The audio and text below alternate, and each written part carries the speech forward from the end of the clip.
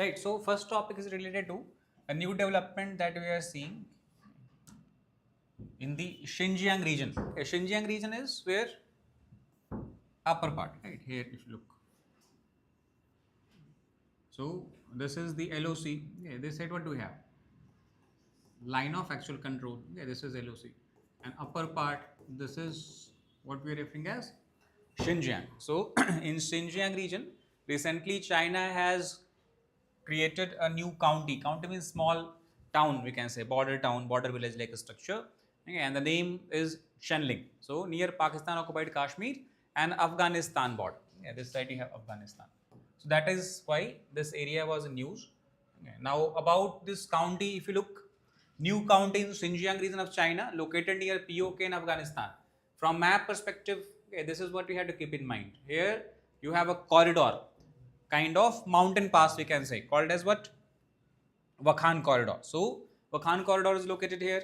And why China is building, few weeks back also we have discussed that in Arunachal Pradesh China has built what? Shayokang. Okay, that is called as the border villages.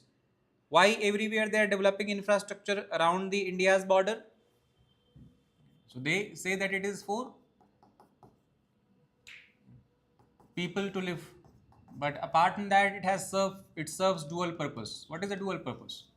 Military mobilization. Okay, that means if there is a well developed infrastructure, everything is present, drinking water, food facilities, okay, we can see that China can take advantage of it by in the times of war as such. So overall it is nothing but an attempt to strengthen border security, and domestic issue is also here, because if you look at the Xinjiang region is known for minority groups, right? What are the minority groups called? So basically they are followers of Islam. So Uyghur Muslims, and many times they face clashes due to differences in culture, clashes due to differences in ideology and all that. So how China can have control over these Uyghurs? And especially you have a lot of militant organizations here. Uyghurs, they are working to have some sort of independence, we can say, from China, or have some sort of autonomy from China. So if the Chinese forces wanted to have control over them, they need to develop infrastructures. That also is a reason. That means in effect we can say, what is the importance of Chenling counting? Two importance. One from perspective of India, another from perspective of domestic challenges and problems that China faces. Okay, under Kashgar prefecture, again not very important, you do not have to remember all this. Okay, but in China, like in India we have states. China, what do we have? Prefectures. Within prefectures you have counties and all. Right, so Japan also they use the same term, prefecture. Historic Silk Route Gateway, that is a region linked to China-Pakistan economic corridor also, because this is very important project. We talk about this area. Here you have a port that is called as Gwadar in Pakistan. So China has developed over here extensive network of pipelines, roadway infrastructure and all that. Why? So they can use this route from Gwadar all the way up to where? Xinjiang, to transport what? Commodities. Okay, it can be oil, gas, fertilizers, whatever China wants to import from other countries. So it is on the same line also. This particular county is located. China-Pakistan Economic Corridor enhances regional control and connectivity. Actually, couple of years back, China gave a strategy, or you can say announced a strategy by the name of Go West. Okay, like in India, what we call it as Act East policy. China has given which strategy, which policy? Go West policy. So if you look, where is Xinjiang lying? To the west of China. And this is here China you have, right? You can understand. So almost 75% of Chinese population live in which area? Eastern area. And China now want to also what? Put more and more people in the western part, because this area has become saturated, high population pressure, you have resources are limited and all that. That's why they are trying to migrate and shift people. So they are causing development here, creating development in the Ladakh, Tibet region. Okay, Tibet region here. They are creating development villages and towns where? Near the Arunachal Pradesh border. So all the way from here to here we can say, so Chenling count is nothing but one of the part of which strategy? Go West strategy. So that is the point. And also recently they have begun to carry out cotton cultivation. China is the largest producer of cotton textile in the world today. Earlier, most of cotton textile was produced where? In the eastern part. Now they have shifted where? Xinjiang region. So all of this is basically aligned with the China's Go West policy. This development, infrastructure development also we can say is part of it. Broader context, this is not for the first time China has developed a county. This is which one? Third new county, Shenling County. Before also two others we have, Heian and Hekang. These are actually more closer to Ladakh. Okay, this Shenling County, the new one is slightly up further north, but Heian and Hekang County, which China developed before, it is in the Aksai Chin territory. If you try to look the map here, and Aksai Chin actually India still claims to be its own part, which was captured by China during which war? 1962. So that's where the development of these counties also was protested heavily by India earlier. Heian includes that we have discussed. Parts of Aksai Chin as such shows administrative consolidation in the disputed areas. So China does not care about it. India has kept on protesting about the China-Pakistan economic corridor also. Why? Because where does it pass through? Line, this Pakistan occupied Kashmir. India claims Pakistan occupied Kashmir what? It is part of the, what you can call as, its own territory. And China is creating infrastructure projects through this particular area. That means it is violating the sovereignty, territorial integrity of India as such. So that's why we are doing the protest and all. But China has kept on building infrastructure at a rapid pace. India's response on county concept, India rejected move as what? Simple. It is considered as mischievous, opposed draining of territories. China actually, see, many times they also try to prick pins. Like in Arunachal Pradesh, you know, it is currently under our administrative control. But whenever China publishes a map, what do? They change the name of the places in Arunachal Pradesh, right? So, for example, what they call it as? Here, county Xi'an, they have referred it as. So, that is nothing but a way of prickling the pins. Third level administrative division in China, same, used for governance as well as policy implementation. Okay, and we can connect to the Xiaokong villages that we have discussed a couple of weeks back. So, everywhere, how you can use this information? Where you will use this information if you are writing mains answer? Question can be asked about what? You have GS2, which this subject? International relations. So, Indo-China bilateral relations.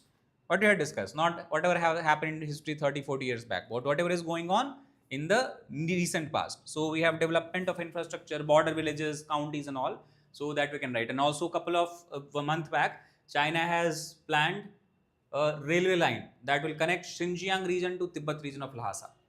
Right? Lhasa is capital of Tibet. Lhasa is also connected to the capital city of Beijing. So this connection they already have. What are they missing? This line. So this railway line is also troubling for India because where it will pass through? Aksai Chin as such. So imagine that a disputed territory where already massive development is going on.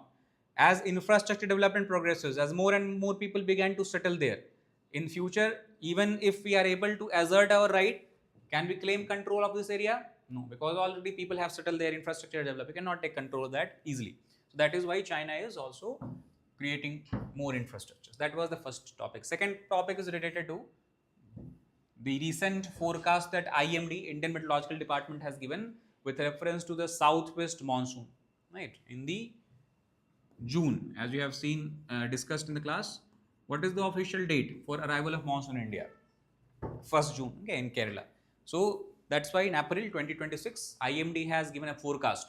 Forecast means whether we will receive deficit monsoon, surplus monsoon or average monsoon rainfall. Then in this forecast, what IMD has stated? That this year, what is the possibility? Below normal monsoon. 2026, IMD predicts India would receive lesser rainfall compared to the average. And the reason behind this in the classes we have discussed, no need to revise the concept. But I told you, if there is a El Nino like situation, what happens to monsoon? Rainfall is less. Okay, so what is the reason behind below normal monsoon? It is the arrival of El Nino, development of El Nino. And why it is concerned? Why we have a concern? Because we know that 60% of our farmland largely depend on what? Monsoon water, monsoon rainfall for irrigation. So agriculture sector would be heavily impacted. Right? This is given here. Importance of monsoon. Monsoon, that means southwest monsoon we are talking about, makes up how much percentage of India's rain?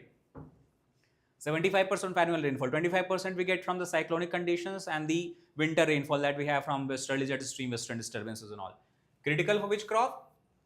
Kharif crop, because Kharif crop such as rice, right? Rice is cultivated, basically showing of rice is carried out in this season. and as we have discussed 60%. 60% of India's farmer still do not have access to artificial irrigation. Okay, they still depend on what? Monsoon rainfall as such. So because of these regions, any deficiency of monsoon is very troubling. Now what exactly is forecast? So first, how much rainfall we would receive as per IMD? 92% of long period average. For long period average, we consider a period of 50 years. Right? So you look at the rainfall pattern of 50 years, and based on that, what do you have? Average amount of rainfall that you receive. That value is about how much? 800 millimeter. That is how much? 80 centimeters. And this year, what we should receive? Only 92% of 80 centimeter rainfall as such, plus minus 5% of modeling error that you have. Okay, but overall what we can say? Monsoon would be below normal range. Okay, this is again very important fact. Now they do not say like this, we will have this much amount of rainfall. No one can predict like that. They are just looking at what different parameters. Based on that, they are creating mathematical models. Based on that, what do we have? Probability.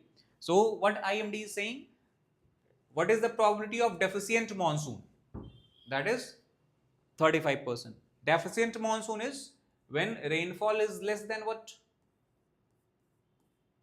90% of your average rainfall, right?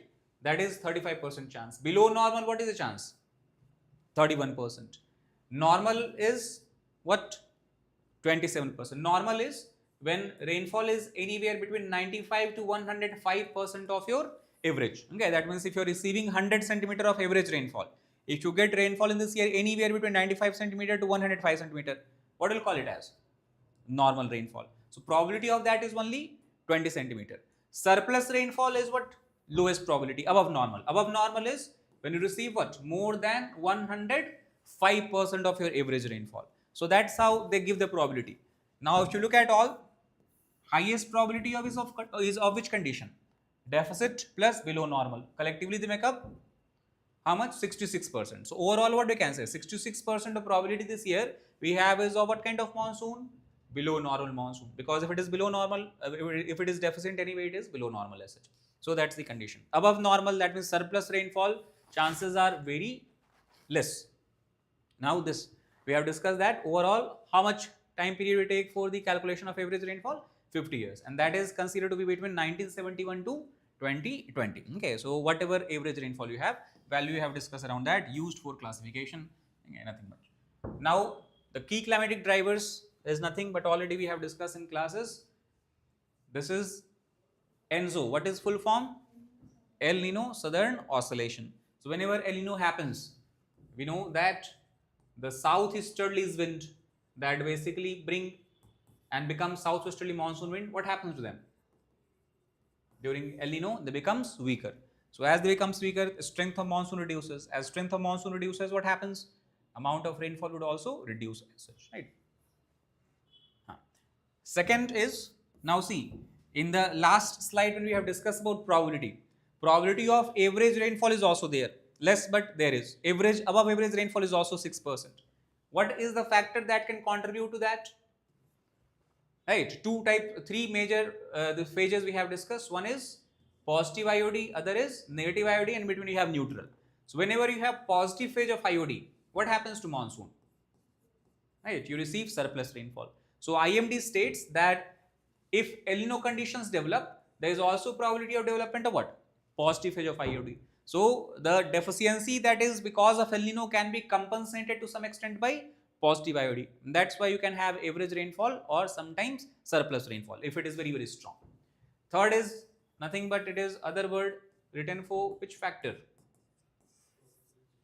Tropical easterly jet stream. If you remember, I told you in class that if snow cover is less over Tibetan Plateau or the entire upper Tibetan Plateau Eurasian areas, what happens? Heating is more, right?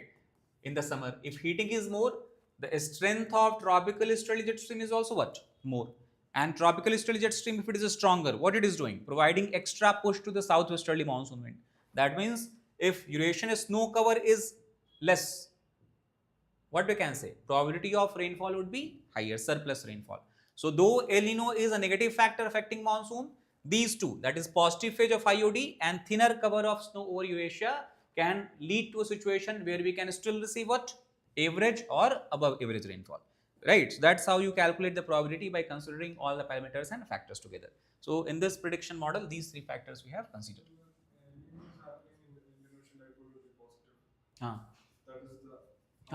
That's the probability. Yeah, that's what they are saying based on this. Right, and so impact we have discussed last year. If you remember, what we have received? Surplus amount of rainfall, heavy amount of rainfall. What is the reason? What we had last year? La Nina. La Nina we have discussed what happens. Steady trade wind becomes stronger. Monsoon rainfall is higher. This year what is going on? We are transitioning from La Nina to El Nino. So that is the point. El Nino suppresses rainfall, same point. Some exceptions as IOD and that we have discussed exist as such. And this point I told you actually in class, that if you look at the previous historical data, if 10 times El Nino occurs, 8 times you will have deficit rainfall, 2 times you can have average or above average rainfall, right? So that it can be one of this year. That exception we can have one of the year. Okay, that again same thing. We have positive IOD, what it does? Support rainfall below normal snow. We have discussed help monsoon because tropical jet stream is stronger. So both may offset the effect of El Nino. That's the point. Conclusion, what we can say overall on the basis of discussion, if you look at the figure of probability, there is a high risk of weak monsoon. Regional variability is expected. Okay, it is not that everywhere monsoon will be weaker. Somewhere you can have higher amount of rainfall, and that is because of what factor? Climate change. Okay, actually a very interesting observation we have made. If you talk about the area of Rajasthan, which kind of area it is? Arid desert area. Rainfall is this we can say talk about historically very less. But in the last couple of years, due to climate change, what we have experienced, Rajasthan now is receiving more amount of rainfall compared to its historical average. So such kind of uncertainty will be seen this year also. That's what IMD scientists have stated. Rajasthan might witness again this year also more rainfall than expected. So that's good. And this the very interesting actually observation is there. To some extent, you have like this here. This area earlier was dry desert.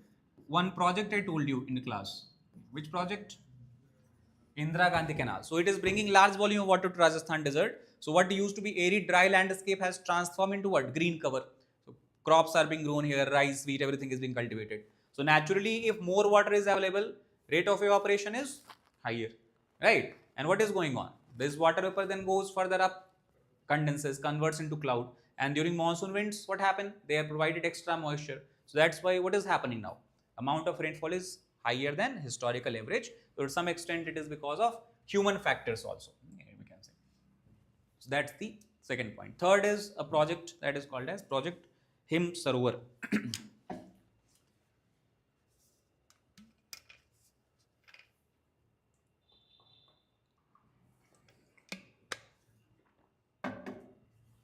Project Him Sarovar. Him Sarovar is nothing but sustainable water management project in Ladakh. Yes, such Ladakh is, as you know, example of cold desert. Cold desert. So landscape here is nothing but arid itself. Right. So cold desert, arid landscape. That means what do you have? Deficiency of water. Rainfall is very less. Like if you talk about the average annual rainfall in Ladakh, it is less than 70 centimeters in rainfall. In Ladakh, rainfall is less than 70 centimeter. In vegetation chapter, we have covered it. It hosts which kind of vegetation? Himalayan, dry, temperate. Three types of temperate forest we have studied. Himalayan, wet temperate, dry temperate, and moist temperate. So Ladakh is which kind of vegetation? Dry temperate vegetation. What is the reason? Because it is nothing but example of cold desert, okay, or arid landscape. So this deficiency of water that people in Ladakh is facing, to solve it, government has announced a project called as Project Him Sarovar. It is a project by Government of India. Why? Because Ladakh is what? Union territory anyway, right? And focus is on what? Addressing year-round water security. It's not that for only certain years. So all the year, throughout the year, water should be sufficiently available for the people of Ladakh. That is the initiative of Project Him Sarovar. Now, how we want to supply water to the people of Ladakh? So, Sustainable Water Management Initiative utilizes underused glacial meltwater, because Ladakh also is located at what altitude? We can say high altitude. So glaciers are present in the upper part, and in the summer especially what happens? Glaciers melt. When they melt, they create a lot of fresh water, right? If you do not utilize this fresh water gradually due to heating, they will gradually evaporate. Okay, you cannot tap it into it. So that's why in the cold desert condition, we cannot allow this glacier melt water to get wasted. We have to conserve it, we have to use it, store it, and that is what we have to do. So that's why the him Sarovar focuses upon what? Preventing the wastage of water, wastage of glacier melt water into the river as such. I would not want it to go into the rivers, because rivers and further carry this water where? Into the ocean. Once water enters the ocean, it becomes unusable, it is saline as such. That's why before entering, if you are able to utilize it, it can be helpful for our purposes. Need for the project, simply because climatic characteristic is such that Ladakh faces chronic water scarcity. What is the reason? Simple, low precipitation, right? Now it is not the only problem. The problem is that Ladakh's population has kept on growing in the recent year, and the growth comes from two things. One, Ladakh has emerged as one of the most famous tourist hotspots in the India, right? Northern part of India, we talk about Himalayas. Earlier people used to go in Himachal Pradesh, Uttarakhand and all that, but they have become already too touristy, too crowded as such. So people who want more peace, where do they go? Ladakh. Okay, so now what we are seeing, more and more tourists, especially bike tourism. Plus we have discussed this dark sky reserve. I told you, Hanle dark sky reserve is being created here. So a lot of astrophotography people. Okay, these are coming. So as tourists come more and more, what it leads to? Infra development, resorts, hotels, right? All these things are there. They would need water and all. And at the second time, because Ladakh is in a very strategic area, what do you have? Line of actual control, China, Pakistan occupied Kashmir and all that. So we are also trying to permanently station armed forces. And if you try to think from the perspective of Galwan, okay, after the Galwan clash, there was built up of more than 50,000, 60,000 troops, right? So imagine suddenly population increased by this number. What do they need? Fresh water supply. So that's why whatever resources are available in Ladakh, based on the tourism growth and armed forces deployment, it is now no longer able to meet the year-round water supply. That's why we are trying to find which kind of solution? Climate resilient. Okay, that means the climate change, even if it is taking place, we might be able to use it for the future. Objectives and implementation, simple. Provide water for irrigation and rural uses, because still you have mostly villages in Ladakh as such. Ensure long-term water security, not very important, but two areas are targeted here. One is which region? Largest town of Ladakh, administrative town of Ladakh, that is Leh. And second is where we fought a war with Pakistan, which is Kargil. Right? River wise, if you look here, which river is flowing through Leh? Nimmu river. Nubra river we have discussed, tributary of Indus. Diskit river. And Kargil, which river flows through? Suru river we have studied, and the Padum river. So these are the rivers through which we want to take the water, where it is being supplied by melting of glaciers.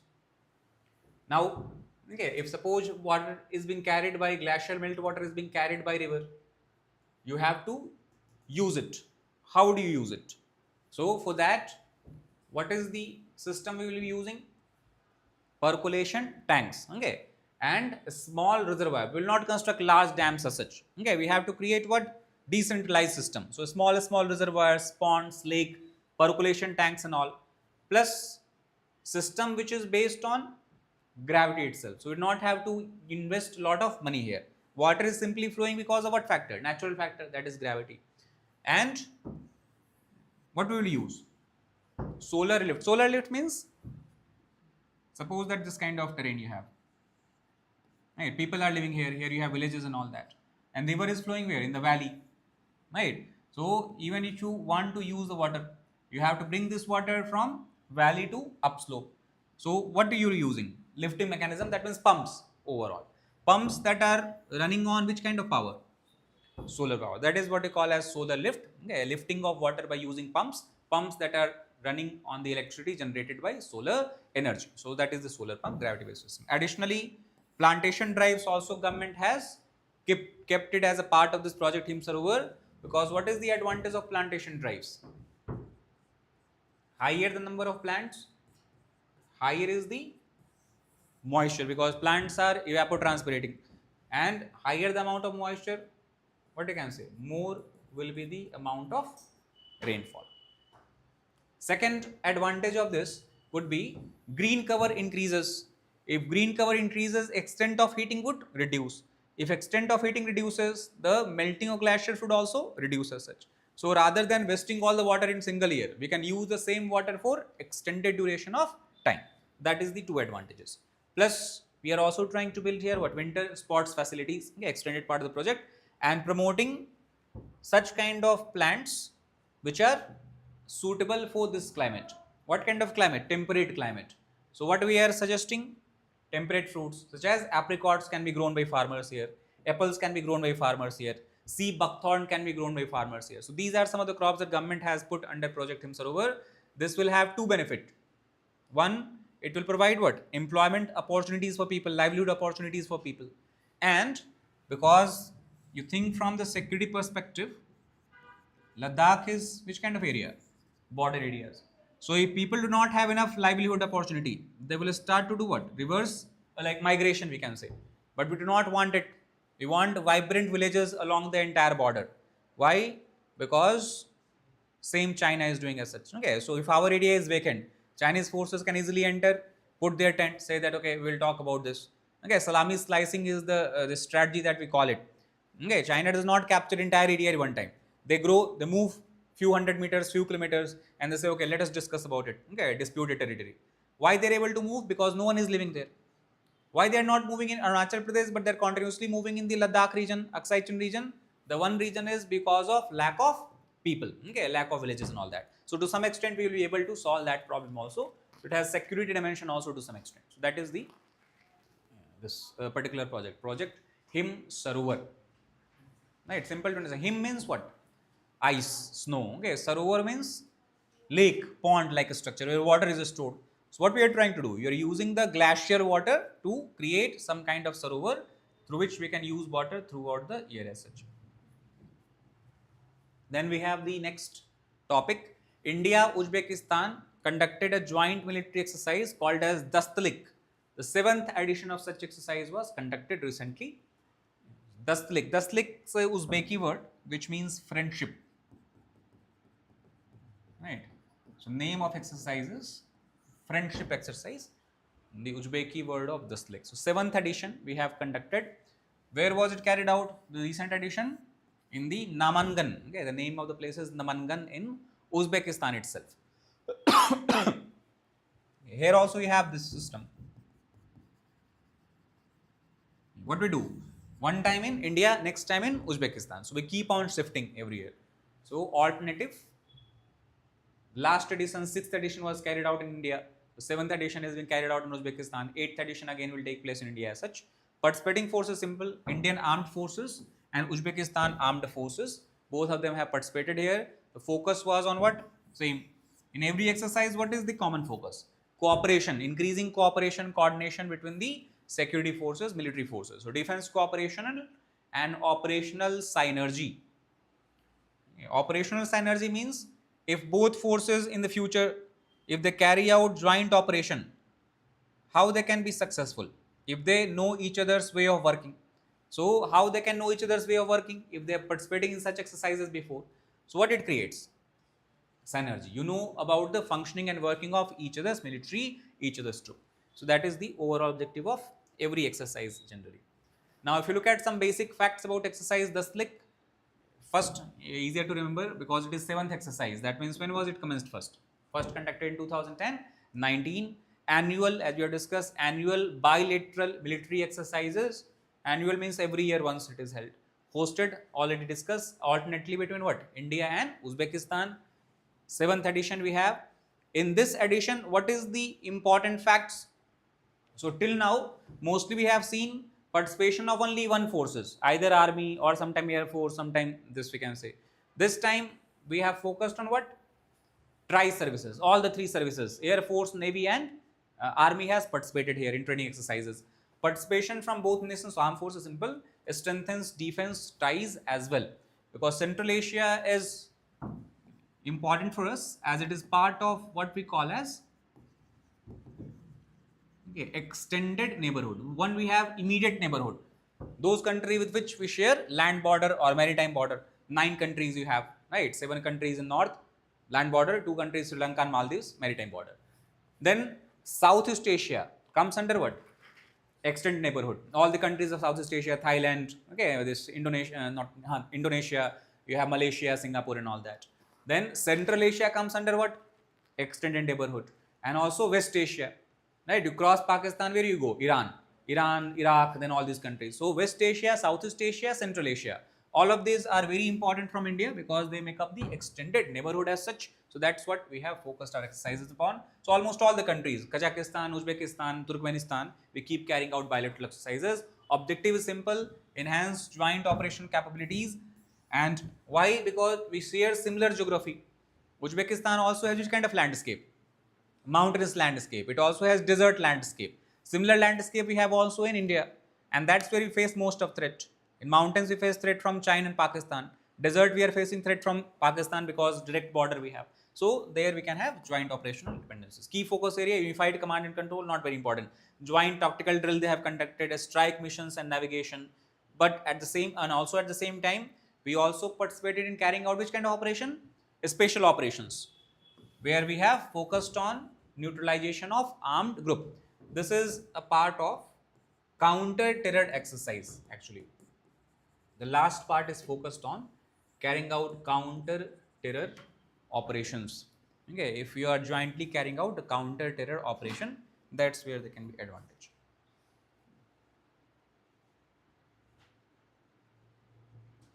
Understood? Clear? So that's the overall objective and key activities. Now, because Uzbekistan is news, actually it is in news for past couple of years. Karakal, Pakistan was in news last year. So question can be asked about Uzbekistan. So geography wise, where it is located? Central Asia. We can look at the map itself for better understanding. Okay, so this is Uzbekistan. Bordering countries can be asked. Which are the bordering countries? You have Kazakhstan, Kyrgyzstan, Tajikistan and Turkmenistan, right? That is the Uzbekistan here in Central Asia, right? Kazakhstan, with which it has, I think, longest border. This is very important water body. A question based on this was asked few years back in prelims. What is the sea? One of the most important structure in Uzbekistan, Aral Sea, on the border of Kazakhstan and Uzbekistan. So what is the important point about Aral Sea?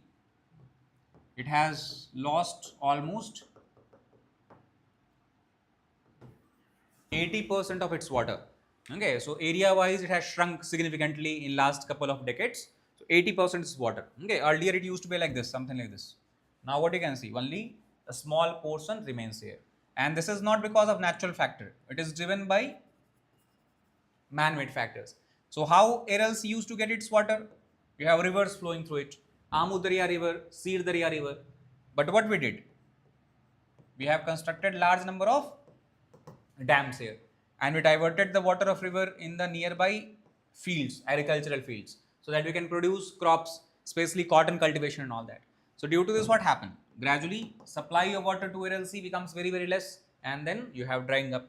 Plus, if you look here around, everywhere, what kind of area you have? Only continental landscape. That's why evaporation rate is very, very higher. Rainfall is also what? Very less as such. So if you dry up the only source of water, naturally sea will dry up. So that is where question was asked, that which of the given sea has dried up significantly in the recent time. 4 options were given. One of the option was Aral Sea, and that was the correct option here. So we are trying to restore again using different things. Apart from that, if you look at the important project features of Uzbekistan, it has desert by the name of which desert? Kizil Kum desert. Okay, Kizil Kum desert, Turan plain you will find here. Mountain wise, part of the same fold mountain system. Tian Shan, Kunlun Shan, right? These mountains you will find.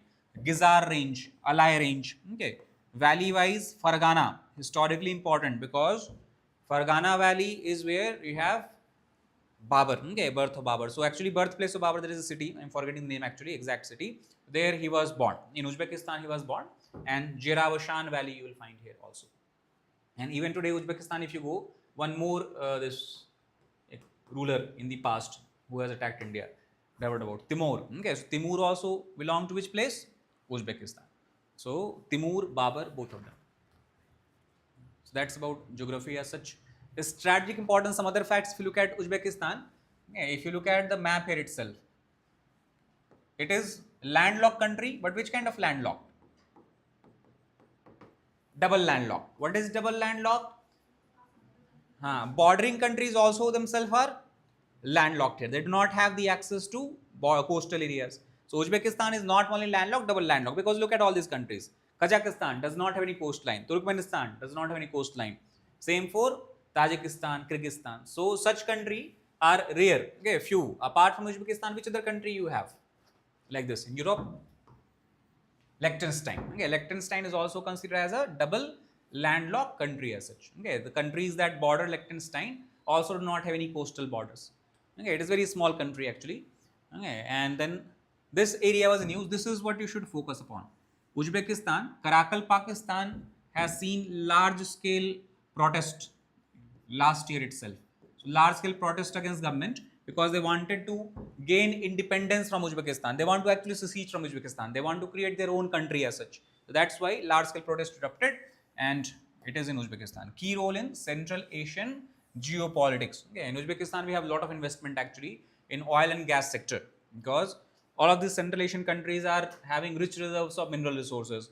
Turkmenistan is known for gas reserves. Kazakhstan is known for uranium reserve. Uzbekistan is also known for several other strategic minerals. So that's where India's interest lie. So that's about the this Uzbekistan. Now, next is digital piracy in India, legal framework and challenges. That is the fifth topic.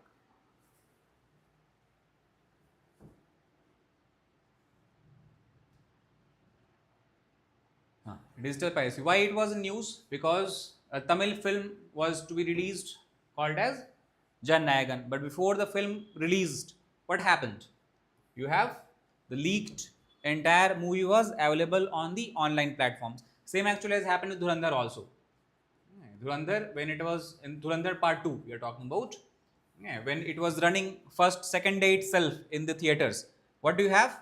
You have the entire movie available on the internet channels, social media platform. People are forwarding also on WhatsApp and Telegrams and all these things, right?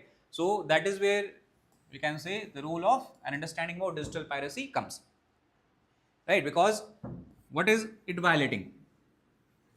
Intellectual property rights, right? And how do we enforce it in India? That's what we have to understand. So that is the reason why it is news. So Jayanagar leaked before the theatrical release, and it's not that some this bad copy is being leaked as such. What kind of quality? High quality. So if you release movie in high quality before it is released in theater, or when it is parallelly running in theater, what would happen?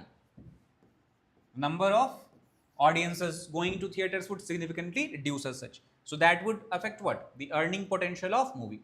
Because if you are watching pirated movies, you are not giving money to the actual producers, actors, and whoever a stakeholder is there.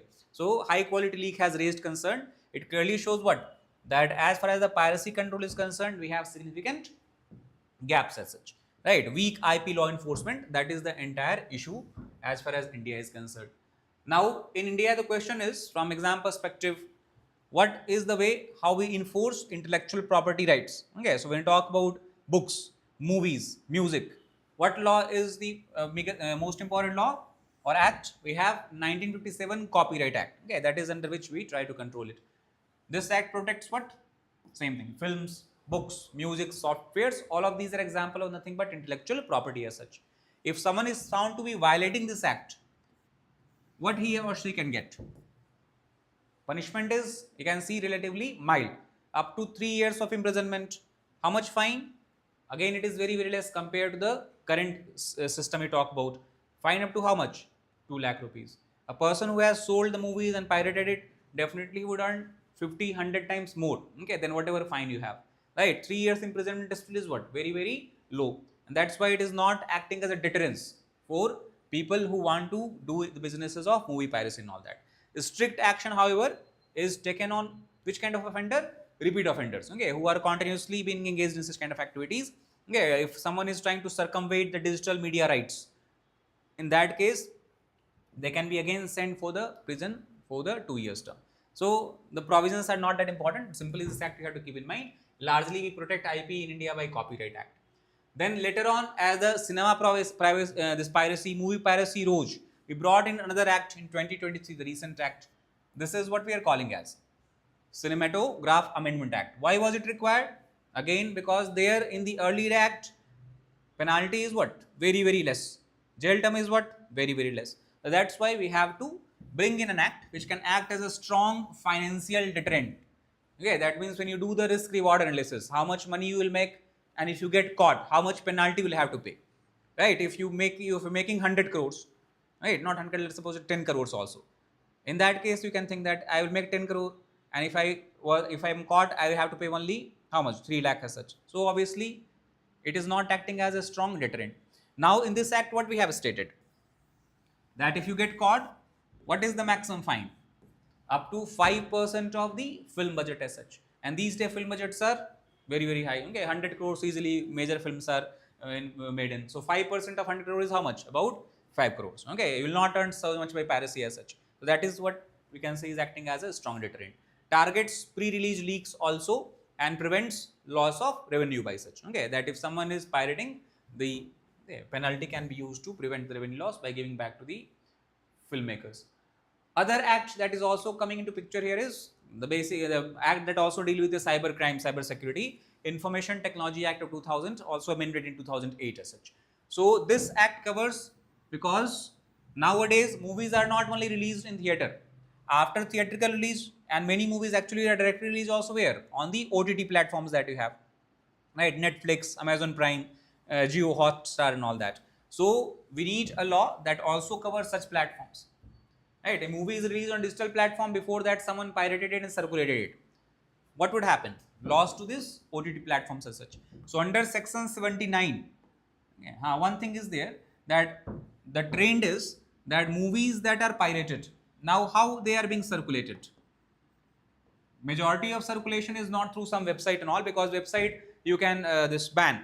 Okay, you can detect that, okay, here you have pirated movie that is being shown, you can ban it. So most of time we are seeing that it is being circulated using the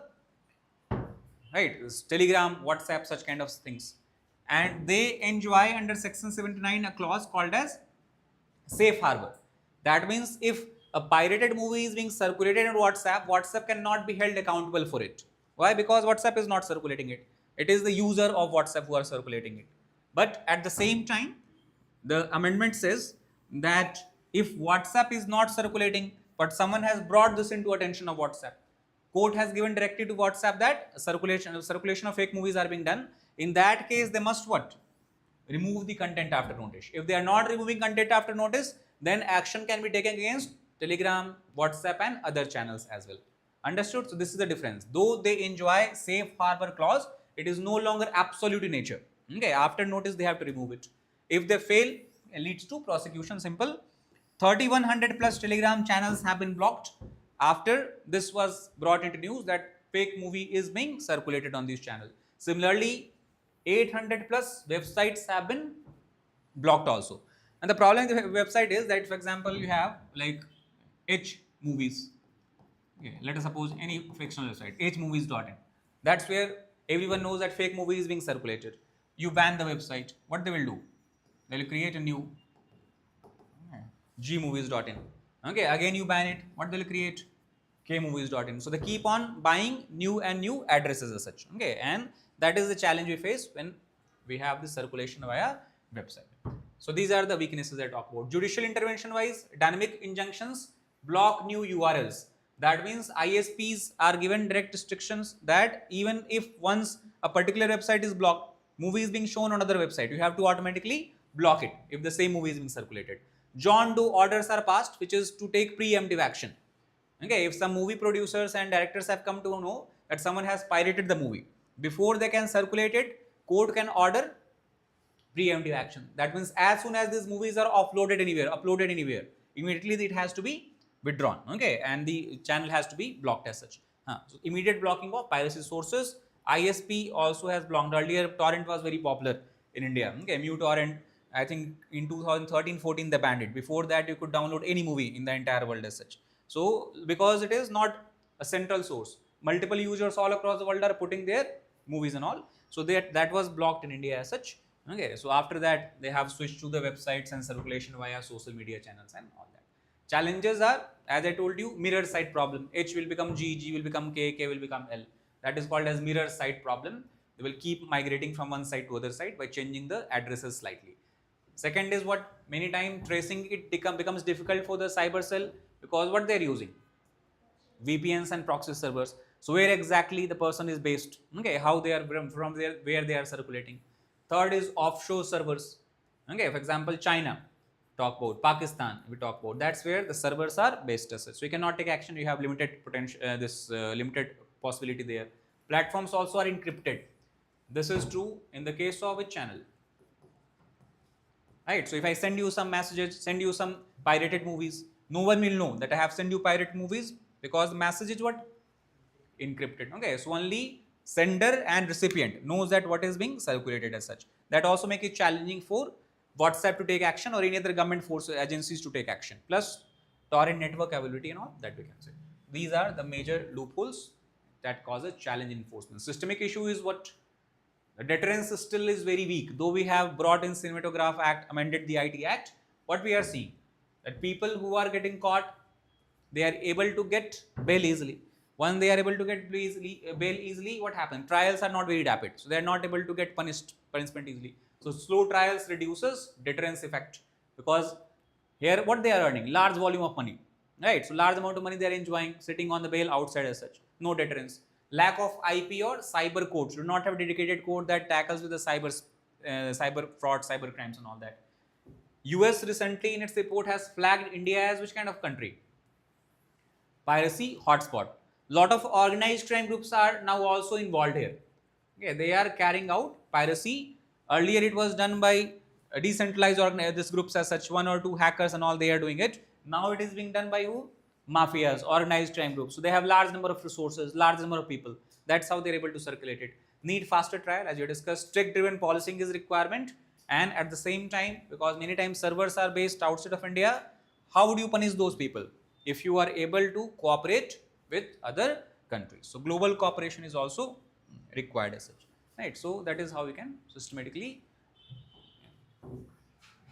systematically take the way forward, we can say, conclusion as point we can write. Now coming to some questions from the 5 topics we can look at with reference to exercise. Thus, like simple question, what is the correct option?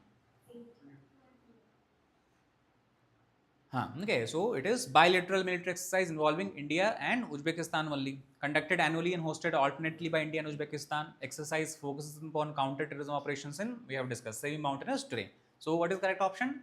2 and 3. Now these kind of questions they asked, I think this year, prelims also. Some exercise was asked, I think between India and Sri Lanka or something. So similar options are given. The problem is that currently you have just read, so it is easier for you. Okay, imagine that 15-20 exercises you have read and such options are given. You might get confused. That's why I would suggest that make a separate table somewhere, and as soon as the exercises commence, write the data. Which are the participating countries, where actually exercise was conducted, whether it is annual exercise, biannual exercise, okay, or not very frequent exercises, whether it sees participation of all the forces or only some part of the forces, and anything that is relevant. Okay, so that's how by the time you are appearing in prelims examination, what would you have?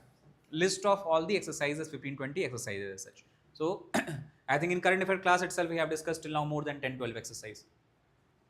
Then coming to the next one, with reference to project Him Sarovar, consider the following statements.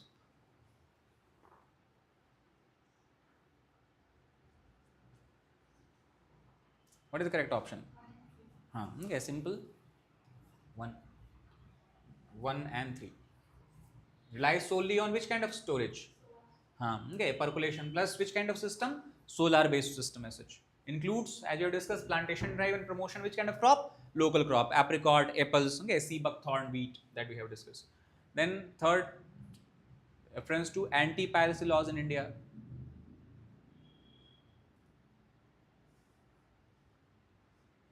What is the correct option? A. What is here? As I discussed, section 79 mentions which kind of this? Okay, so that is why safe harbor is applicable. So safe harbor clause does not make platforms liable for user generated content. It is only when they refuse to take down those content after order, notice, then they can be held accountable. Then with reference to southwest monsoon forecast, what is the correct option?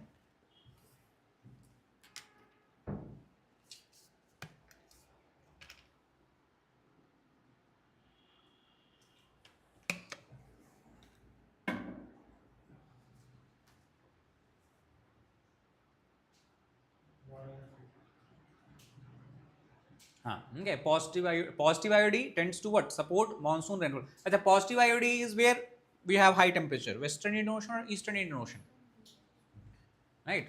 Because this is Western Indian Ocean, this is Eastern Indian Ocean. In positive phase, what do we have? Here, high temperature, here, low temperature.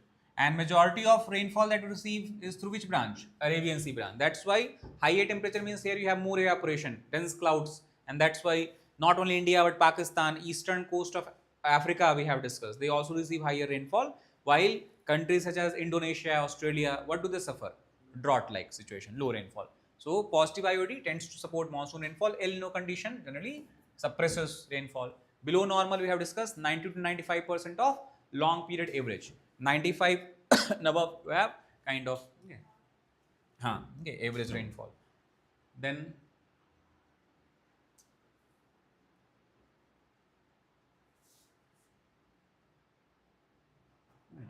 that's all. Right. So these are the questions.